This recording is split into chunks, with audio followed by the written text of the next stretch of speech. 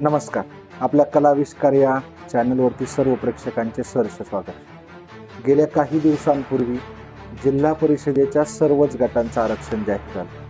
त्या दृष्टिकोनातून चांदवड तालुक्यातील महत्त्वाचा गण म्हणजे दुगाव गट आणि याच गटाच्या दृष्टिकोनातून आज आपण संवाद साधण्यासाठी आलो आहोत माननीय श्री सुमित सुनील इळिंजे यांच्यासोबत. नमस्कार, मी सुमित सुनील इळिंजे, राहणार दुगावचा. मी माझं राज्यशास्त्रामध्ये पदवीचं शिक्षण पूर्ण केलं आणि मी आता कायद्याचा अभ्यास करतो. तसेच नाशिक कोर्टामध्ये प्रॅक्टिस पण करतो.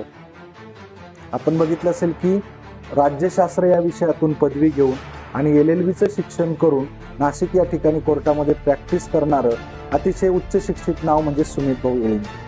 भाऊ, निश्चित प्रकारे याच्याशीच निगडीत माझा प्रश्न आहे.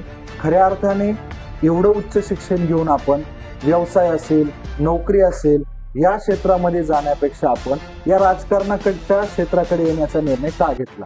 नक्कीच, मला बऱ्याचशा लोकांचा प्रश्न होता की तू एवढा उच्च शिक्षित तरुण आहे, तू नोकरी करू शकतो, पण तू राजकारणाकडे का वळाला? राजकारणाच्या चिखला त्या का जातोय? तर मग जर चिखलच जर आपण साफ करणार नसेल तर तू चिखल साफ करणार कोण?